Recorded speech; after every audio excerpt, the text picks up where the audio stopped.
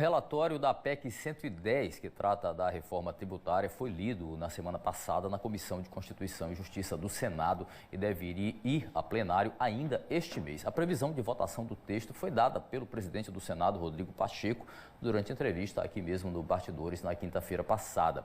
Para conversar sobre detalhes do texto e outros assuntos, claro, eu converso com o relator da PEC da reforma tributária, o senador Roberto Rocha.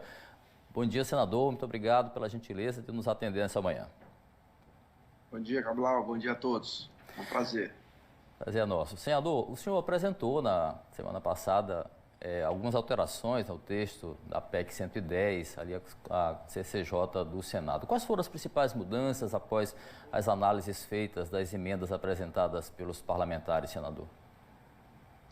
Cabral, como sabemos, esse é um tema extremamente complexo, muito técnico, né? Reforma tributária, sistema tributário. O que é o sistema tributário? É a maneira que os governos, federal, estadual, municipal, têm de arrecadar das pessoas, físicas e jurídicas.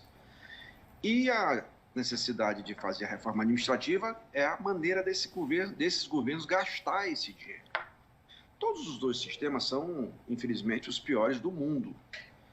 O sistema tributário brasileiro, ele precisa de profundas modificações, sobretudo na base de consumo, que é o que propõe a PEC 110, da qual nós somos o relator. Foram apresentadas mais de 200 emendas de parlamentares. Essas emendas têm diversos objetivos. Claro que algumas delas já estavam contempladas em meu relatório. Na essência, o projeto é aquele mesmo, ou seja, ele simplifica os impostos da base de consumo e cria a CBS, que é um imposto federal, que vai unificar PIS e COFINS, e unifica o ICMS com o ISS, que vai virar o IBS.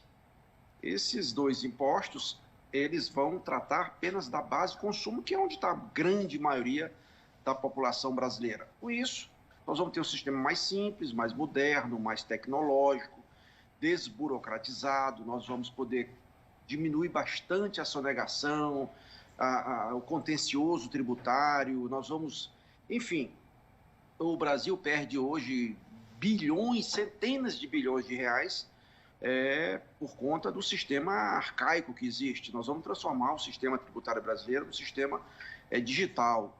Nós vamos sair do analógico para o sistema digital.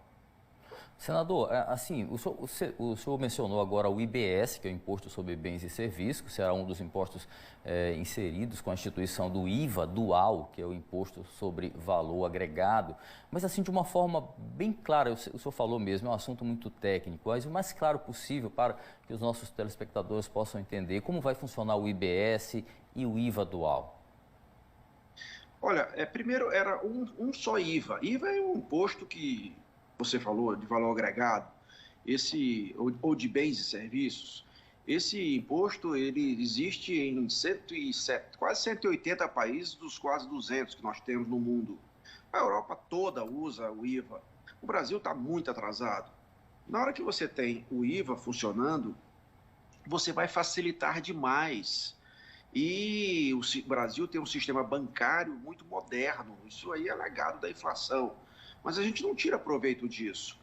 O fato é que não deu para fazer um IVA só no Brasil, porque é muito grande, dimensões continentais, politicamente diferente de um lado para o outro, enfim. Então a gente propôs o que tem hoje no Canadá, na Índia e outros países, que é o IVA dual. Então são dois IVAs. Eliminam-se 5 impostos e no lugar deles ficam 2. Um para o federal, que é CBS, uma contribuição, que vai unificar PIS e COFINS. E outro para os estados e municípios, que é o IBS, que vai unificar ICMS e ISS. Nós vamos acabar com essa farra de governadores aumentarem ICMS ao seu bel prazer. Não dá mais para continuar com esse jeito, inclusive com guerras fiscais. Nós teremos para a população mais pobre um ganho extraordinário. Essa é a certeza que nós temos na construção desse relatório, Cabral. Senador, uma das preocupações dos senadores, de alguns senadores, é sobre perdas e compensações para os seus estados. O senhor acredita que essa reforma tributária ela possa chegar mais perto possível de um consenso que possa aí atender aos anseios da União, dos estados e municípios? Olha, o problema é que todo setor, todo segmento interessado e os interesses são os mais diversos. Nós estamos falando de 4 interesses muito fortes, que são do governo federal, dos governos estaduais, dos governos municipais e do privado. Dentro do privado, você tem comércio, indústria, agricultura, serviços, etc. e etc. Ninguém quer perder nada, claro. Aliás, todos querem ganhar alguma coisa, algum tipo de tratamento tributário diferenciado, favorecido e tal. Tudo o que foi possível fazer, eu posso garantir que nós fizemos, sem fazer concessões daquilo que é fundamental. Tanto isso é verdade, Cabalau, que em 40 anos nunca ninguém conseguiu construir o que nós conseguimos. Nós conseguimos chegar a um ponto de ter o apoio do governo federal, dos governos estaduais, todos os secretários da Concefaz, Conselho Nacional de Secretário de Fazenda, apoiam o nosso relatório. Dos municípios, a CNM, Confederação Nacional dos Municípios, também apoia o relatório. Quem ainda resiste e oferece dificuldade são os grandes municípios, os maiores municípios do Brasil. Então, eles arrecadam ISS, como São Paulo, por exemplo. E eles não querem unificar com o ISS. Eles querem propor um IVA trial, ou seja, um IVA para o governo federal, para o governo estadual e para o governo municipal. Isso não existe em nenhum lugar do mundo, separar bens de serviços. Nenhum lugar do mundo. Então, nós não podemos criar uma jabuticaba aqui no Brasil com um sistema tributário. Agora, claro que se você for ver a Zona Franca de Manaus, que tem os seus privilégios, quer manter e até ampliar, se você for ver esse e aquele setor, também quer, mas a gente conseguiu levar até aqui, e eu tenho certeza que na quarta-feira da outra semana, sem ser essa, no dia 16, a gente vai iniciar a discussão e vamos votar esse que é um importante projeto para o Brasil. Senador, não posso deixar de tratar com o senhor sobre política, né? Sobre a disputa eleitoral. O senhor até agora ainda não anunciou seu destino partidário para disputar as eleições. O que está faltando para isso, senador? E qual a legenda está mais próxima de ter o senhor como filiado para disputar as eleições? Cabalau, eu sou filiado. Eu nunca deixei o PSDB. Sim, claro. Eu sempre tive a compreensão que no PSDB o governador Brandão não seria candidato. Primeiro que se ele ficasse no PSDB ou se ficar, o governador Flávio Dino vai ter dificuldade de entregar o governo para o PSDB. E nesse caso ele estaria abrindo mão do apoio do Lula. E segundo que se ele assumir o governo, claro que ele vai ter que mudar de partido. De tal modo que essa é uma compreensão que eu tive desde o início, eu disse isso lá atrás ao presidente do PSDB Nacional. Então eu tenho um partido. É óbvio que, inclusive, hoje, parece que hoje, dia 2 de abril, 2 de março, abre a janela... Amanhã, senador. Abre a janela para mudanças de partidos, daqueles que têm mandato proporcional. O que não é o meu caso, eu posso mudar a qualquer momento. Sim. Que também não é o caso do governador Brandão. Todavia, eu posso, até o dia 2 de abril, fazer uma reflexão. Acho que para mim, para o meu tempo, chegou o momento, depois que eu passei esses tempo todo focado no tratamento do meu filho, estou até em São Paulo aqui agora, por isso que não estou aí ao vivo com você, de maneira presidencial. Ele está convalescendo de mais uma cirurgia que ele fez nesses 4 anos de tratamento. E agora sim eu vou poder parar, botar a cabeça para funcionar naquilo que é melhor para a política eleitoral. Eu tenho me focado muito no tratamento do meu filho e na política pública do Maranhão, projetos para o Maranhão. Senador, quero aproveitar mais uma vez e lhe agradecer por a gentileza de nos atender, apesar da sua dedicado aí a essa questão pessoal. Muito obrigado mais uma vez. E uma última pergunta, para encerrar nossa conversa. O senhor disse recentemente estar disposto, ou ter disposição para disputar tanto o governo do Estado quanto a reeleição ao Senado Federal. Qual será o caminho, senador? Já tem uma direção?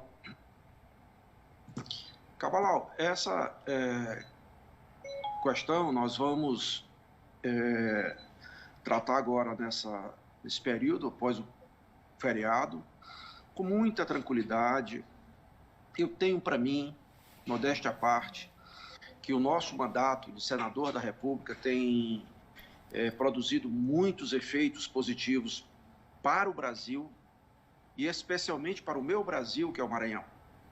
O meu Brasil é o Maranhão, o meu partido é o Maranhão. Tudo que puder fazer, eu dediquei os melhores dias da minha vida, a minha juventude inteira ao Maranhão. E eu faço política do bem. Nunca ninguém viu o senador Roberto Rocha, o político Roberto Rocha, envolvido com qualquer tipo de maracutaia. Eu tenho as mesmas mãos, as mãos limpas da época em que eu entrei na política, como deputado estadual ainda muito jovem. Então, seja para senador novamente, seja para governador do Maranhão, se assim a conjuntura exigir. Por que a conjuntura exigir, Cabral? Sim. Muitas pessoas às vezes não entendem. No Maranhão, que é um estado muito grande, população rural gigantesca, a maior do Brasil e infelizmente a mais pobre, é um estado que está muito sujeito à vontade dos políticos locais, em detrimento da vontade do eleitor. Então, durante muito tempo, o poder no Maranhão não emanava do povo, emanava dos políticos locais. Não estou falando da elite política, não, estou falando do político local.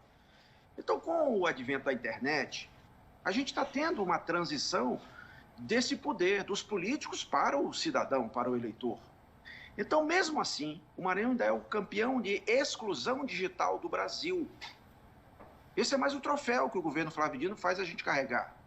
Agora, veja bem, como que uma candidatura de senador no estado desse, ela pode acontecer sem estar vinculada a uma candidatura de governador competitivo?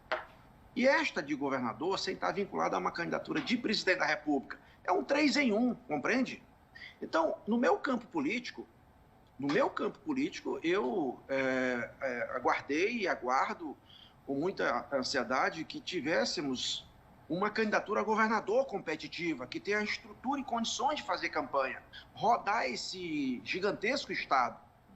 E até agora eu estou nessa expectativa. Evidentemente que se isso faltar à candidatura de governador, eu vou ter que refletir bem sobre isso para tomar a minha posição. Enquanto isso, Cabral, eu sigo fazendo o que eu gosto de mais fazer, que é fazer projetos para o Maranhão poder sair desse atoleiro econômico e social que se encontra há muito tempo e que foi agravado agora nos últimos anos.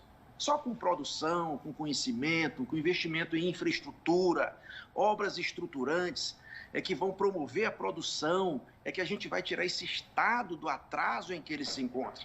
Basta você perguntar a si mesmo, qual a única região que produz de verdade nesse estado? É a região sul do estado, que tem uma matriz econômica ainda que primária, produção de grãos, mas que produz, é onde tem o melhor IDH do Maranhão, onde tem a melhor renda per capita. E por quê? Porque há 40 anos atrás teve um homem visionário que abriu as fronteiras daquela região fazendo obras de infraestrutura, que foi o meu pai, governador Luiz Rocha. E até hoje está lá essa região crescendo. Então, obras de infraestrutura. Imagina você, São Luís, sem a Avenida Litorânea, que também foi uma obra visionária dele. É assim que tem que ser feito. Então, a gente procura, assim, nesses últimos 8 anos, obras de infraestrutura que promovem o desenvolvimento, a produção. Cadê? O governador não pode exercer o papel de prefeito municipal. Ele não pode fazer apenas rua e praça e fazer inauguração de restaurante popular em época de eleição. Não. O governador é para promover o desenvolvimento de um estado, ter uma visão maior. Assim que eu entendo. Obrigado, senador. Muito obrigado, senador Roberto Rocha. Muito obrigado mais uma vez. Gentileza de nos atender. Um ótimo dia para o senhor. Obrigado. Fique com Deus. Roberto Rocha, preparado para o Maranhão.